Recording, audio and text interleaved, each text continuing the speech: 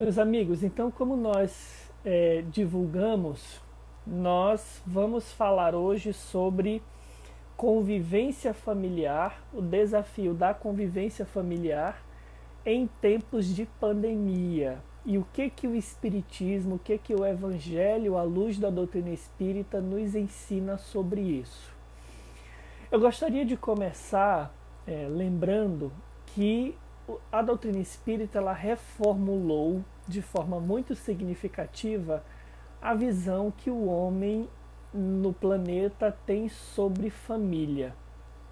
Porque antes do espiritismo, quando nós olhávamos para a família humana, aquilo para os deístas, para os espiritualistas, aqueles que acreditavam em Deus, parecia ser uma determinação divina. Os laços de sangue, eles seriam uma determinação divina para que nós pudéssemos prosseguir aí no nosso aprendizado, no desenvolvimento das condições da nossa existência humana. Então a família nos era dada por Deus, essa seria a visão. A família, ela era montada, digamos assim, pela providência divina, e aqueles que nós recebíamos como filhos, como aqueles que se apresentavam como sendo os nossos genitores, os parentes mais próximos, compunham esse grupo que era designado da parte do Criador, da parte de Deus, para que nós pudéssemos conviver. Com os princípios espíritas, com as informações que os espíritos nos revelaram, uma série de informações foi acrescentada a essa interpretação inicial.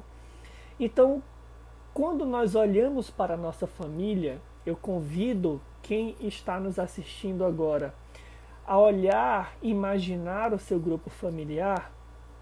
Fatalmente, quase sempre, nós vamos encontrar parentes com os quais nós temos uma afinidade maior. São aqueles que nós encontramos uma leveza na convivência, são aqueles que têm gostos parecidos com os nossos, que têm aptidões parecidas com as nossas, muitas vezes personalidades semelhantes às nossas, mas nós vamos encontrar também aqueles outros familiares consanguíneos que desafiam a nossa capacidade de amar. Aqueles familiares que quando nós olhamos, quando nós vamos partir para a convivência mais estreita, há uma discordância, há muita discordância, há divergências de personalidade, divergência de gostos, divergência de aptidões. Tudo isso por si não deveria significar motivos para a gente se estranhar, mas parece haver, quando nós vamos lidar com esses familiares, parece haver muitas vezes uma antipatia, parece haver uma dificuldade de aproximação, uma dificuldade de convivência, uma dificuldade de contato que ultrapasse a área das simples obrigações de convivência que a vida nos impõe. Nós chegamos a dizer, muitas vezes, diante desses familiares que temos dificuldade de conviver, que nós temos mais afinidades com alguns amigos de fora do nosso círculo consanguíneo do que propriamente com esses familiares que são do vínculo consanguíneo, mas que apresentam essa dificuldade de convivência. Então, o Espiritismo veio nos dar esclarecimentos sobre o que significa ou qual a origem dessa dificuldade de convivência. Eu tenho certeza que já deve ter passado pelo coração de vocês esse tipo de pergunta, né? Como é que pode um parente ser da minha consanguinidade e eu encontrar mais antipatia na convivência com ele do que na convivência com aqueles que não têm laços consanguíneos e que muitas vezes parecem ser mesmo irmãos de sangue, dada a afinidade que nós encontramos na convivência com eles. Então a doutrina espírita, ela vem pelo entendimento do princípio da reencarnação, da lei de reencarnação, mostrar que nós temos uma parentela espiritual e uma parentela corporal. O que é isso? A parentela espiritual, ela seria essa formada por essas afinidades que o espírito vai encontrando, desenvolvendo ao longo da sua jornada reencarnatória e que sempre que possível retornam aos laços de convivência por vias da reencarnação. A parentela corporal é essa que é formada dentro do contexto reencarnatório. Então, se nós já tivemos, por exemplo, claro que é muito mais, mas supondo que nós tenhamos encontrado 10 reencarnações aí ao longo da nossa jornada, considerando as últimas 10 reencarnações, nessas 10 reencarnações nós formamos laços que são laços de afinidade com determinados espíritos e formamos laços que não são de tanta afinidade assim. Essa antipatia, os espíritos vão dizer, pode se dar pela simples diferença de gostos e pendores, mas pode se dar também pelo fato de que nós nos estranhamos, nós nos machucamos ao longo desse processo. Então, lá no Evangelho segundo o Espiritismo, no capítulo 14, no item 8, os espíritos vão nos dizer que os que encarnam numa família, sobretudo como parentes próximos, são as mais das vezes espíritos simpáticos ligados por anteriores relações que se expressam por uma afeição recíproca na vida terrena. Então a nossa família hoje, a família que você tem no seu lar, é essa que você está convivendo aí mais estreitamente em tempos de quarentena. Ela é formada por espíritos simpáticos que você reconhece por uma afeição recíproca, mas ela também pode ser formada por espíritos completamente estranhos uns aos outros, afastados entre si por antipatias igualmente anteriores, que se traduzem na Terra por um mútuo antagonismo que aí lhes serve de provação. Marcelo, qual é a origem da minha família?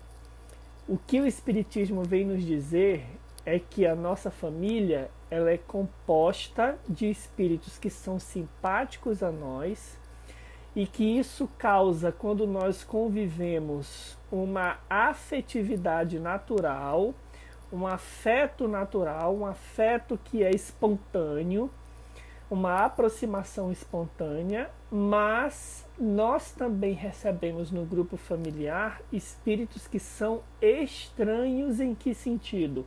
Estranhos no sentido de antipatia, ou seja, no sentido de que há uma diferença de gostos, há uma diferença de pendores, ou há um processo em que nós nos lesamos mutuamente ao longo dos processos reencarnatórios e encarnamos na mesma família para aprendermos a conviver, para aprendermos a nos amar, porque só é possível reconstruir esse círculo de amor que foi quebrado quando nós nos lesamos mutuamente pela convivência mais estreita. E a providência divina, ela oferece o grupo familiar como ferramenta, então, para que nós possamos fazer essa reconstrução do nosso afeto, promovendo o esquecimento temporário, aonde nós vamos nos esquecer dos fatos que nós vivemos anteriormente com esse grupo familiar. Se foi teu pai, tua mãe, teu irmão, se te prejudicou de alguma forma, você vai esquecer esse fato e é bom que seja assim, isso é um acréscimo da misericórdia divina, porque imaginem, se nós lembrássemos que o filho que nós estamos recebendo no colo, nós o abandonamos em vida anterior ou fomos abandonados por ele. Então a naturalidade da convivência, ela provoca, dizem os espíritos, a espontaneidade do sentimento.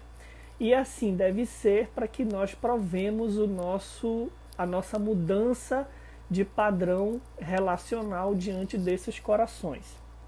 Então, entendendo aqui a origem da nossa família, nós vamos percebendo que não há acaso na composição do grupo familiar. Não há acaso e não há esse destino que seria uma imposição da vontade de Deus que jogou no nosso grupo familiar pessoas que nós não conhecemos e que passamos a amar única e exclusivamente porque são familiares que nos chegaram pelos laços de sangue. É muito mais do que isso. A nossa família é a composição de afetos e desafetos construídos ao longo de muitas reencarnações.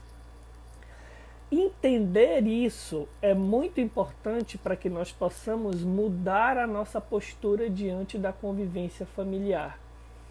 É por isso que o Espiritismo, como Consolador Prometido, ele vem desenvolver os ensinamentos de Jesus e lançar uma nova luz na nossa forma de ver os contextos em que nós estamos encarnados, e um dos mais importantes, se não o mais importante desses, é o contexto familiar. Se não há acaso, como nós falamos, na composição do grupo familiar, qual é a lei que determina então com quem nós reencarnamos ou não? Com base em que critérios que a lei divina monta os nossos grupos familiares? O benfeitor espiritual Emmanuel, na obra Pensamento e Vida, ele vai dizer que a família, ela é a composição dos laços que o espírito entreteceu para si próprio na linha mental em que se lhe caracterizam as tendências. Como assim? Vejam bem, ao longo do nosso processo de evolução espiritual, nós vamos fazendo escolhas. Nós vamos escolhendo pela paz ou pela belicosidade. Nós vamos escolhendo pelo amor que aprisiona ou nós vamos escolhendo pelo amor que liberta. Nós vamos escolhendo pelo exercício da sexualidade equilibrada ou da sexualidade desregrada. Nós vamos escolhendo pela renúncia e pela doação ou pelo comportamento egoísta diante das relações que a vida nos traz. Esses padrões que nós alimentamos são os nossos reflexos diante daquilo que a vida nos traz, vai dizer o Emmanuel. E eles constroem como reflexos as nossas tendências. As nossas tendências, elas vão reprogramando para vidas posteriores a necessidade de reparação diante daquilo que nós lesamos com as nossas atitudes, que vêm das nossas tendências, ou elas vão jogando para vidas futuras bênçãos que nós podemos aurir quando alimentamos tendências positivas. Então, o que o Emmanuel está dizendo é que o nosso grupo familiar ele é muito representativo de quais tendências nós temos alimentado em vidas anteriores. O convite, meus amigos, é que a gente possa olhar para o nosso grupo familiar, e aí a quarentena é um tempo de muita riqueza para nós fazermos isso. O convite é que nós possamos olhar para o nosso grupo familiar e entender que esse grupo familiar fala das escolhas que nós temos feito ao longo das últimas reencarnações. Esse grupo familiar, ele comunica para nós que tipo de tendência que nós temos alimentado. E como que nós podemos identificar isso? Através dos afetos e dos desafetos que nós temos nesse grupo mais estreito de convivência. E a partir desse raciocínio, o Espiritismo nos mostra então que nós podemos ter várias existências reencarnatórias, mas que nós só temos uma vida, que é a vida do espírito. Kardec vai dizer lá na obra O Céu e o Inferno que as múltiplas existências reencarnatórias, elas são solidárias entre si, ou seja, não há ruptura. Os laços de amor que nós construímos, eles retornam para nos auxiliar na jornada dentro do nosso grupo familiar. Assim como os laços, os desencontros que nós causamos pelas nossas más inclinações, eles também retornam na nossa jornada para que nós possamos, reparando essas lesões que nós causamos em nós e nos outros, nos apropriarmos das virtudes necessárias para o nosso progresso. Então, você pode dizer, mas Marcelo, não seria mais fácil então eu lembrar do que eu fiz? Veja bem, a lembrança do fato que você viveu com esses espíritos que te acompanham hoje na convivência familiar, ela ajudaria muito pouco. E mesmo que nós não lembremos do fato em si que nós vivemos, seja ele positivo ou negativo, todos nós possuímos uma memória afetiva. O que eu chamo de memória afetiva? É isso que nós sentimos quando estamos diante da convivência com esses que nós temos no lar. Eu me aproximo de uns que causam uma sensação de acolhimento, de abraço. E eu me aproximo de outros que causam uma sensação de repulsa. Essa memória afetiva, essa vibração que existe no meio da convivência, ela nos permite entender, segundo o olhar espírita, da onde vêm essas diferenças de afeto que nós possuímos. É por meio dessa memória afetiva que nós vamos olhar para o nosso grupo familiar e vamos entender quem está posto ali para que eu possa me alimentar do afeto e me fortalecer para a caminhada, e quem está posto no meu grupo familiar que vai ser a minha escada no bom sentido para que eu possa alçar novos degraus de amorosidade e promover a convivência. Então, o olhar espírita, ele é muito rico, porque ele coloca que o esquecimento diante do que o que nós vivemos com esse grupo familiar que nós temos hoje, ele é um acréscimo da misericórdia divina. A lembrança, ela nos constrangeria a convivência.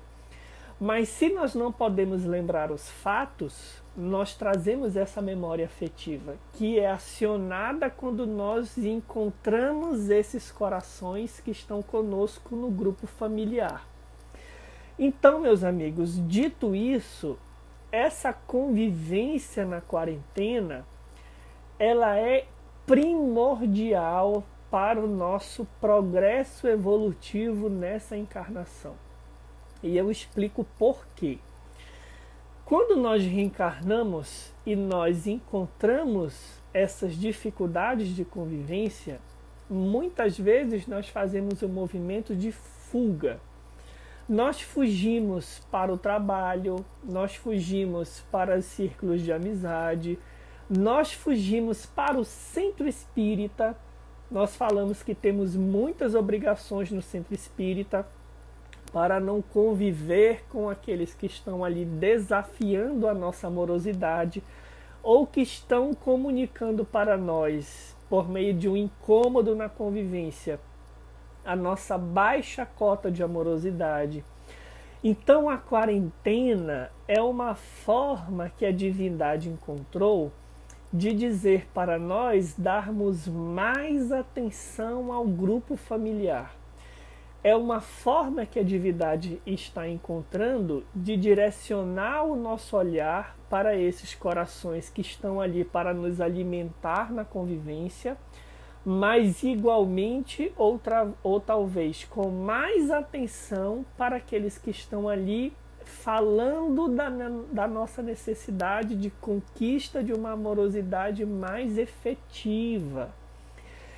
É essa riqueza que a quarentena, que o recolhimento nos proporciona. E explica também por que muitos corações que não têm esse olhar que o Espiritismo proporciona estão encontrando dificuldades acerbas nesse processo. Porque agora é o momento onde nós não podemos fugir, nós temos que conviver. Conviver implica em olhar, implica em vermos-nos uns aos outros. E aí, tanto os nossos defeitos quanto as nossas virtudes, eles ganham uma lupa.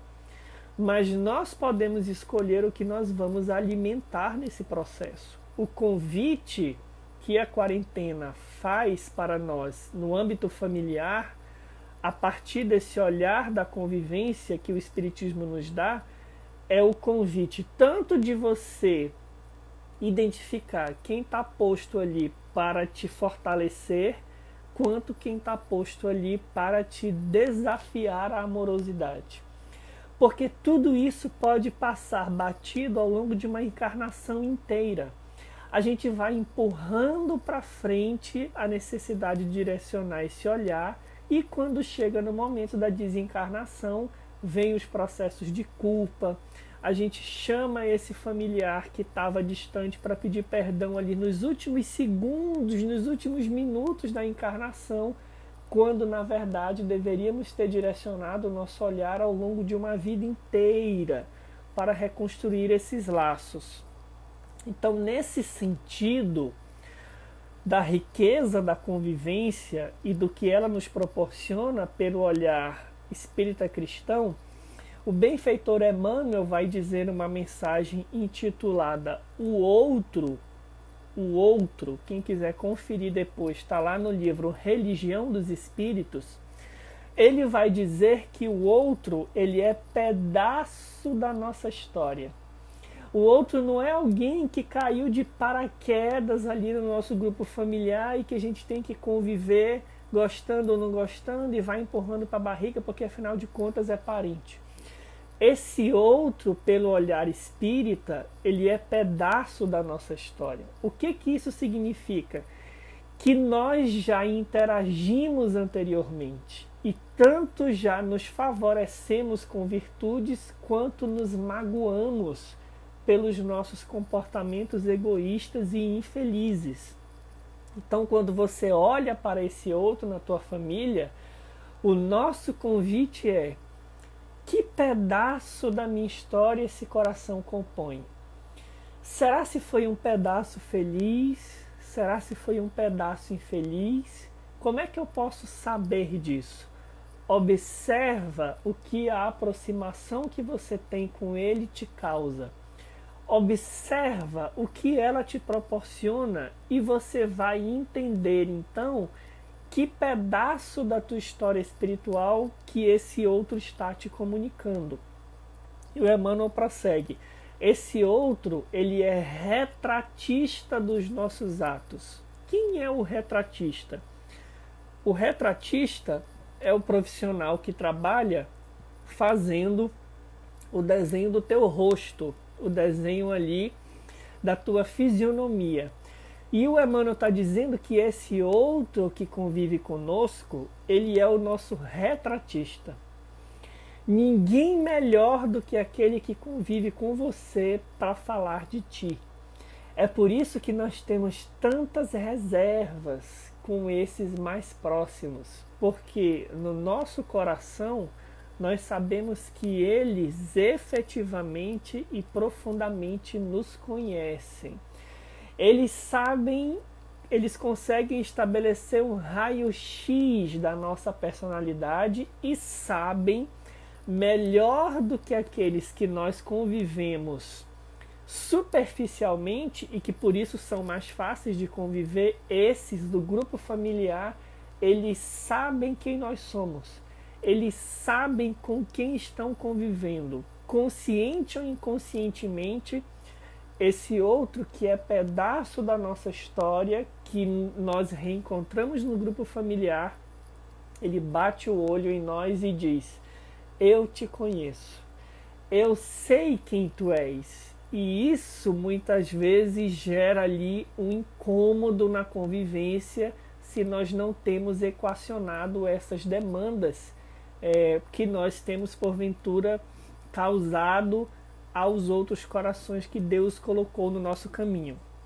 O Emmanuel diz que esse outro também, ele é espelho das nossas aquisições. Vejam que beleza essa imagem.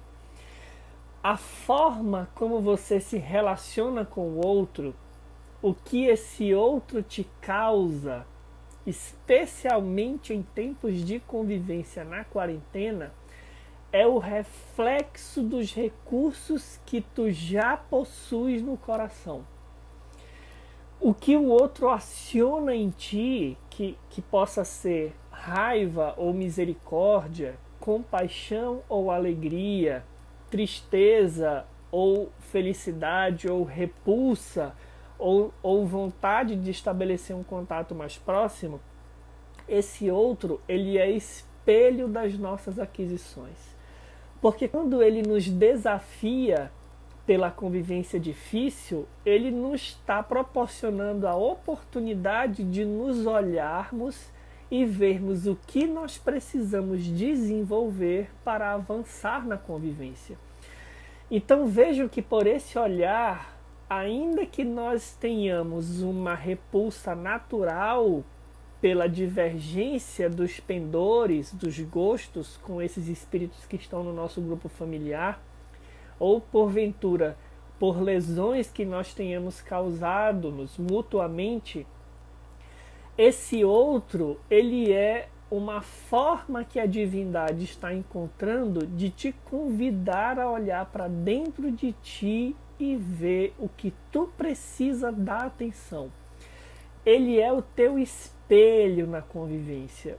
Ele é a voz de Deus na tua consciência dizendo: você precisa ter mais amor, você precisa ter mais paciência, você precisa perdoar mais, você precisa avançar nessa barreira que se estabeleceu entre vocês nos desencontros que as existências anteriores porventura tenham ocasionado. Então, essa imagem do outro como nosso espelho, ela é belíssima. E na quarentena, o que é que acontece? Nós somos obrigados a olhar para esse espelho com mais frequência. Porque fora da quarentena, a gente passa de relance pelo espelho, vê algo que não gosta, mas foge para o trabalho, foge para a praça, foge para o centro espírita. Na convivência da quarentena, nós somos obrigados a olhar para esse espelho com mais frequência, com mais nitidez, vermos o que esse reflexo fala das nossas conquistas espirituais com mais nitidez. Então vejam que por esse olhar, o incômodo, algo que era só um incômodo, ganha uma oportunidade de elevação espiritual, uma oportunidade de progresso espiritual. E o Emmanuel fecha então essa reflexão a respeito do outro, dizendo que ele é reflexo de nós mesmos. Não porque nós determinamos a forma como o outro se molda, mas porque nós encontramos ali, na dificuldade de convivência, um reflexo do que nós temos alimentado em nós. Se é fato que o outro tem livre-arbítrio para agir, Também é fato que nós podemos refletir que a nossa forma de abordar esse outro talvez esteja sendo muitas vezes equivocada, que a nossa beligerância, que a nossa agressividade no contato com o outro está predispondo esse outro a se armar para conosco, independente da circunstância. Então, uma mudança talvez na abordagem, que é claro, vai forçar em nós um exercício do orgulho, um exercício para a humildade, talvez comece a predispor o outro a uma leveza, a um sentimento menos agressivo, a um sentimento menos belicoso. Um dia desses nós estávamos num encontro virtual como esses e alguém perguntou assim: Marcelo, como eu posso então, diante dessa dificuldade, ajudar esse outro que está na minha casa e que não aceita essa riqueza que o olhar espírita proporciona? E a reflexão que nós fizemos foi que muitas vezes nós espíritas, quando tentamos ajudar esses que convivem conosco, nos atiramos para tentar convencê-los com argumentos espíritas, queremos falar da reencarnação, entramos em debates infindáveis, muitas vezes em brigas, na pretensão de consolar esses corações, esquecidos de que o que fala antes da ideia é a energia que está indo no nosso coração. Então talvez o convite da vida para você, para mim, nesse tempo de pandemia, é que nós pensemos que energia que eu estou projetando para esse outro.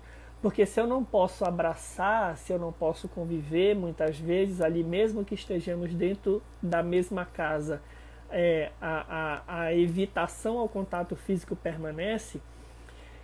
Isso talvez seja um convite para que nós podemos pensar que energia que eu estou projetando nesse outro quando eu me endereço a ele para tentar ajudá-lo, para tentar consolá-lo. Será se a pura razão dos argumentos é capaz de envolvê-lo? Ou será se eu não preciso pensar em que medida que os meus recursos energéticos de amorosidade estão conseguindo abraçar esse outro para que ele possa, se sentindo acolhido, abrir o coração, então rompendo essas barreiras que os nossos desencontros construíram em existências passadas. Todos esses movimentos são movimentos que a convivência pela quarentena está nos proporcionando. Então, pelo olhar espírita, nós temos uma verdadeira mina de ouro para fazer esse processo de escavação e retirar aí, então, as pipetas luminosas das virtudes que nós já havíamos esquecido na correria do dia a dia, na correria diária. Jesus vai nos dar, lá no versículo 13, capítulo 13, versículo 34 do Evangelho de João, uma pista muito interessante de como nós podemos qualificar essa convivência. Porque ele vai dizer que nos dá um novo mandamento. É que nós amemo-nos uns aos outros, mas ele vai sugerir que nós façamos isso como ele nos amou. Amai-vos uns aos outros como eu vos amei. Vejam que não é qualquer forma de amor. Porque talvez esses desencontros que nós estejamos construindo na convivência, eles estejam falando para nós de uma forma de amar que é possessiva, que é egoísta. Uma forma de amar onde o outro ele é sempre meio para a minha felicidade. Eu não estou conseguindo enxergar que o outro ele é um espírito diferente de mim, que ele tem uma história particular, que ele tem sonhos particulares, que ele tem desejos que são inerentes à sua própria jornada, que ele tem, portanto, uma determinação divina que só é condizente com a realidade dele. Talvez a nossa forma de amar problemática, ela esteja causando essa dificuldade de convivência, porque nós queremos que o outro atenda às nossas demandas. Nós queremos que ele se comporte de um jeito A, B, C ou D para que nós não soframos. Nós não conseguimos estabelecer uma ponte entre nós e o outro e dar essa autonomia para que o outro possa caminhar enquanto espírito imortal. Nós fazemos do outro um instrumento de utilidade para a nossa felicidade. E é claro que isso vai aumentar o número de decepções, o número de desencantos, o número de mágoas, porque nós estamos fazendo do outro um meio para a nossa felicidade. E não percebendo que esse outro ele tem um fim em si. E não é garantir a tua felicidade. O fim que o outro que convive conosco tem em si é um fim que lhe é particular. Nós estamos caminhando juntos para aprendermos, para desenvolvermos virtudes. Mas nós muitas vezes projetamos no outro apenas a utilidade que ele tem para a nossa felicidade. E quando ele deixa de ter essa utilidade, a gente se desencanta, a gente se desespera. A quarentena, meus amigos, é um tempo de profunda avaliação. Dentro dessa trajetória reencarnatória que o Espiritismo nos traz, é um convite que Jesus está fazendo para que nós possamos olhar com mais carinho para esses espíritos que compõem o colar de pérolas da nossa família e nos fortalecermos na convivência com aqueles que nos trazem mais leveza e olharmos com mais atenção para aqueles que estão desafiando a nossa capacidade de conviver e que por isso falam dos nossos pontos nevrálgicos, exatamente aqueles aonde a virtude precisa chegar com mais eficácia, com mais pujança. Para a gente encerrar, eu gostaria de trazer aqui uma passagem breve, que é aquela passagem que muitos de nós conhecemos, da visita de Jesus ao lar de Marta e Maria. Essa passagem é belíssima porque ela traz esse simbolismo da reflexão de o que nós estamos dando atenção nesses dias. Então, lá no Evangelho de Lucas, no capítulo 10, versículo 38, nós encontramos a seguinte narrativa. E certa mulher, de nome Marta, o hospedou.